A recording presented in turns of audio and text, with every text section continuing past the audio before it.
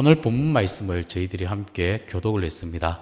오늘 본문 말씀을 읽으면서 우리 목사님 성경 본문을 잘못 잡은 거 아니냐, 성탄절에 본문인데 왜 부활절에 이 본문을 잡았느냐, 이렇게 의아하게 생각하시는 분들도 계실 것 같습니다.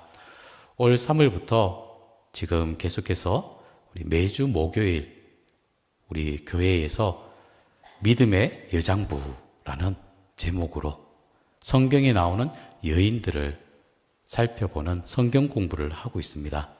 지난주 수업 내용이 바로 마리아에 대해서 살펴보았습니다. 예수님의 어머니에 대해서. 마리아는요, 요셉의 아내로서 성령의 역사로 인해 동정녀의 몸으로 메시아이신 예수님을 낳았습니다. 그녀는요, 스라의 예수님 외에도 야고보, 유다, 요셉, 시몬 등 여러 명의 딸들을 두게 되었고요. 그녀는요, 아들이 십자가에 못 박히는 그 비극을 당해야 했으나 어떻습니까? 하나님의 아들을 잉태하는 가장 복 있는 여인이기도 하였다는 것입니다.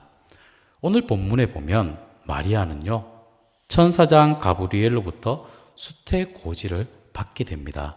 이 수태고지는요, 누가복음 1장 31절 말씀을 함께 말씀을 보도록 합니다. 누가복음 1장 31절 말씀, 오늘 말씀인데요. 보라, 내가 잉태하여 아들을 낳으리니 그 이름을 예수라 하라. 잉태하여서 아들을 낳으리라 라는 것입니다. 이때 마리아는 어떤 상황이었냐? 마태복음 1장 18절에 보면 이렇게 말합니다. 예수 그리스도의 나심은 이러하니라. 그의 어머니 마리아가 요셉과 약혼하고 동거하기 전에 라고 되어 있습니다. 마리아의 상황. 요셉과 약혼은 하였지만은 결혼은 하지 않고 동거도 하지 않은 그 상태입니다. 마리아는요, 수태고지를 받고 나서 오늘 본문 34절에도 보면 나는 남자를 알지 못하니 어찌 이 일이 있으리까? 라고 말합니다. 나는 남자를 알지 못한다 라고 이야기를 하고 있죠. 마리아는요, 약혼만 했지 결혼도 하지 않고 요셉과 동거도 하지 않고 남자를 알지 못하는데 잉태를 한다. 어떻게 되는 것입니까? 율법에 말도 안 되죠. 예. 율법에 의하면요, 신명기 22장에 보면 이렇게 말합니다. 처녀인 여자가 남자와 약혼한 후에 어떤 남자가 그를 성읍 중에서 만나 동침을 하면 너희는 그 둘을 성읍 문으로 끌어내고 그들을 어떻게 돌로 쳐 죽일 것이다 라고 말씀을 하고 있습니다. 약혼한 후에 다른 남자와 동침을 하면요, 돌로 쳐 죽이라 라고 명을 하고 있다는 것이죠. 이 율법에 의하면요, 마리아는요, 돌로 쳐 죽여도 무방하였다라는 것입니다. 그래서 가브리엘은 마리아에게 뭐라고 말하느냐? 무서워하지 말라라고 위로를 하면서 하나님의 놀라운 섭리와 역사가 있음을 예언을 하고 있는 것이죠. 그러면서 아들을 낳을 것과 그 아들의 이름을 예수라 하라라고 말합니다. 구약 선지자가 예언한 그 메시아가 마리아의 몸을 통해 탄생할 것이다라는 이 소식은요, 마리아에게 뿐만 아니라 온 인류에게 기쁨의 소식이란 것이죠. 동정녀가 잉태함은요, 하나님의 초자연적인 역사로 말미암는 것으로 메시아가 원죄의 영향을 받지 않아야만 대속의 죽음을 죽을 수 있다는 것입니다. 그런데 또 여기서 요셉의 반응을 또 보면요, 요셉은 어떤 반응을 보이냐? 마태복음 1장 19절의 말씀을 우리가 함께 말씀을 봅니다. 시작. 그의 남편 요셉은 의로운 사람이라 그를 드러내지 아니하고 가만히 끊고자 하여. 요셉은요, 의로운 사람이어서 마리아의 그 허물을 끄집어내는 것이 아니라 가만히 덮어주고 가만히 끊고자 파혼을 하려고 합니다. 요셉이 나쁜 남자가 되기로 결심을 하였다는 것이죠. 파혼을 하고 아이를 낳고 동네에서 손가락질을 받으면서 고립되어 살아갈 수밖에 없는 것입니다. 그 마리아에게 찾아온 이 수태고지는요, 아주 무서운 것이었습니다. 돌로 쳐 죽임을 당할 수도 있는 것이고요, 파혼을 당할 수도 있는 것이고요, 비난을 받으면서 고립되어져서 살아갈 수밖에 없는 것입니다. 그런데 이 마리아는요, 어떻게 하기로 결심을 합니까? 오늘 본문 38절, 누가복음 1장 38절 이렇게 말합니다. 함께 봅니다. 시작. 마리아가 이르되 주의 여종이오니 말씀대로 내게 이루어지이다 하매 천사가 떠나가니라. 아멘. 말씀에 따르기로 확정을 하였던 것입니다. 말씀에 따른다는 것이 나에게는 어떤 희생이나 손해나 비난이나 고난을 가져온다 할지라도 말씀에 따르기로 하였던 것이죠. 여러분들은 마리아처럼 어떤 손해가 있더라도 하나님의 뜻을 따르고 삶을 살아가십니까? 하나님의 뜻 앞에 나의 뜻을 꺾는 것은 쉬운 일이 아닙니다. 그러나 하나님의 뜻을 따를 때 그 길이 가시밭길 같지만은 주님의 주시는 특별한 은혜가 있음을 우리는 기억하고 나아가야 된다는 것입니다. 마리아가 그랬다는 것이죠. 이 마리아는요, 말씀대로 내게 이루어지이다 하며 하나님의 뜻을 따라갔다는 것입니다. 그 결과가 어떻습니까? 메시아 예수님의 어머니가 되는 특별한 은혜를 그가 누리게 받게 되었다는 것이죠. 가톨릭에는요, 예수님의 어머니라고 해서 예수님보다 높이는 경향이 있지만 지금까지 성경에 기록되어서 사람들에게 칭찬받고 존경받는 인물로 이 마리아가 되었던 것입니다. 가브리엘 천사장은 마리아에게 찾아와서 말을 합니다. 누가복음 1장 30절에 말합니다. 함께 봅니다. 시작. 천사가 이르되 마리아여 무서워하지 말라. 내가 하나님께 은혜를 입었느니라. 아멘. 마리아에게 은혜를 입었다라고 말합니다. 그런데요, 마리아는요, 그럴 만한 자격이 없습니다. 마리아에 대해서는 의인이고 흠이 없다라는 그 설명이 나오고 있지는 않죠. 신약에는 마리아에 대한 이렇다 할 신상 정보가 없습니다. 수태고지를 보면요, 마리아가 선택받은 것은 온전히 하나님의 은혜임을 우리는 알 수 있다는 것이죠. 은혜는요, 저를 따라합시다. 은혜는 하나님이 거저 주시는 선물입니다. 할렐루야. 우리가 제사함을 받고 구원을 받는 것은요, 우리가 무엇을 해서가 아닙니다.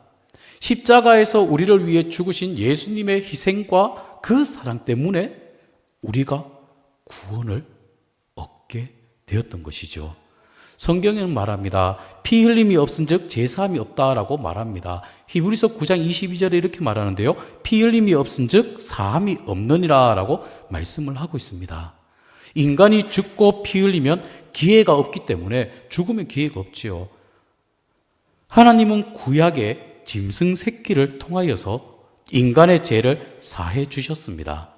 그런데요, 구약의 제사는 일시적으로 완전히 죄를 없이 하지는 못한다는 것입니다.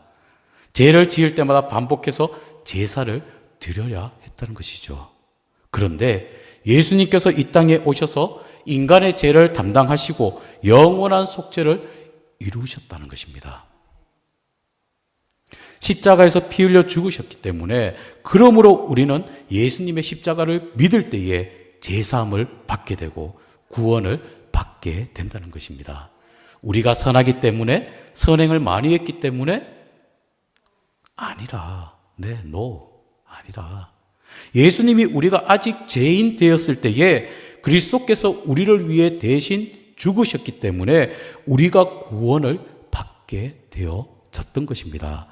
우리는 구원을 받을 자격이 없는데 하나님께서 거저 주셨다는 것이죠. 이것이 바로 은혜라는 것입니다.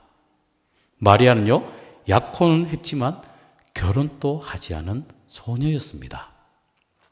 그러니까 또는 아버지에게도 소속되어 있지 않으면서도 그렇다고 아직 남편에게도 소속되어지지 않는 중간지대에 있는 그 마리아.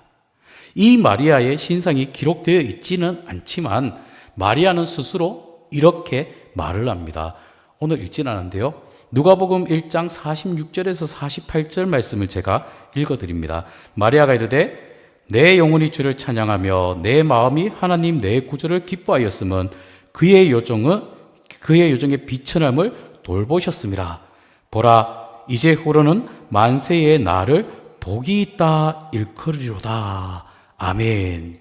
마리아는요 스스로 요정이다, 비천한 자다 라고 말을 합니다. 신분이 비천한 자였을 것입니다. 그런데 하나님의 은혜로 말미암아 예수님의 어머니가 되셨다는 것입니다. 사람들이 만세에 걸쳐 복이 있는 여인이라고 말하는 사람이 되었던 것입니다. 이것이 바로 은혜라는 것입니다. 마리아는요, 가브리엘 천사로부터 메시아 잉태 소식을 듣고 하나님을 찬양을 드립니다. 마리아는 하나님께 계집종의 비천함을 돌보셨다라고 고백하며 자신을 겸손히 낮추었습니다. 마리아는요, 자신이 하나님의 아들을 잉태할 자격이 없는 비천한 인간임을 고백을 합니다.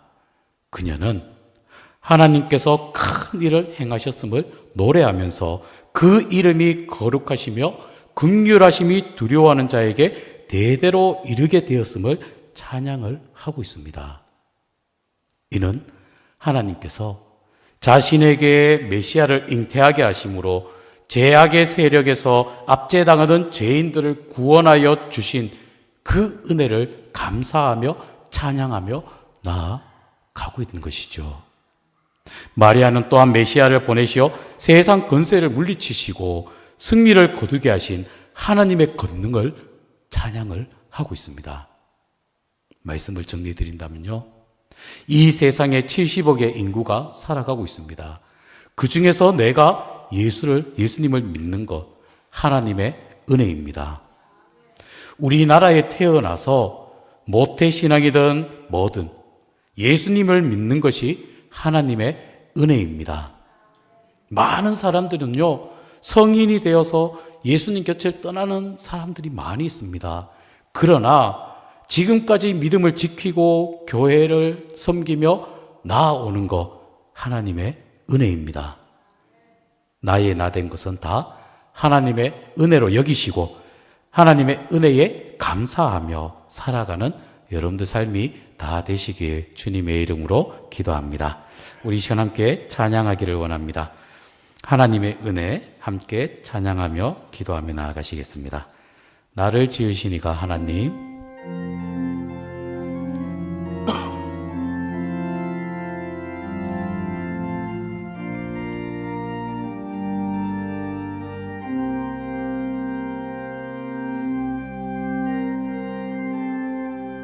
나를 지으신 이가 하나님,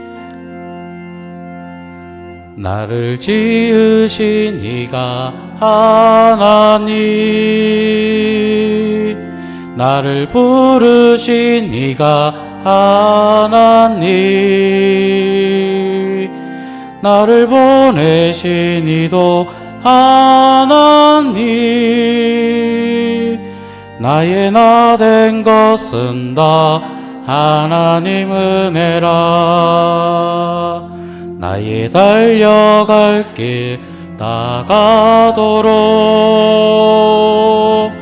나의 마지막 호흡 다하도록, 나로 그 십자가 품게 하시니, 나의 나 된 것은 다 하나님 은혜라. 한량없는 은혜, 한량없는 은혜, 갚을 길 없는 은혜, 믿음의 삶을 해왔사는 하나님의 은혜 나 주저함 없이 그 땅을 밟음도 나를 붙드시는 하나님 은혜. 할렐루야. 나의 나 된 것은 다 하나님의 은혜입니다. 은혜 입은 자로서의 믿음의 삶을 온전히 살아가시는 여러분들 삶이 되시길 다시 한번 기도합니다. 하나님 감사를 드립니다. 저희들을 사랑하여 주시고 믿음의 자리에 세워지게 하시며 은혜 받는 은혜 입은 자로 세워지게 하신 은혜 감사를 드립니다. 우리의 삶이 오직 하나님의 영광을 나타내는 믿음의 삶 복된 자리에 우리들 세워지게 하시고 무엇보다 믿음의 대장부들로 세워주시옵소서. 하나님의 뜻을 온전히 이루며 나아가는 모든 믿음의 권속들 다 되게 인도하여 주시옵소서. 예수님의 이름으로 기도드리옵나이다. 아멘.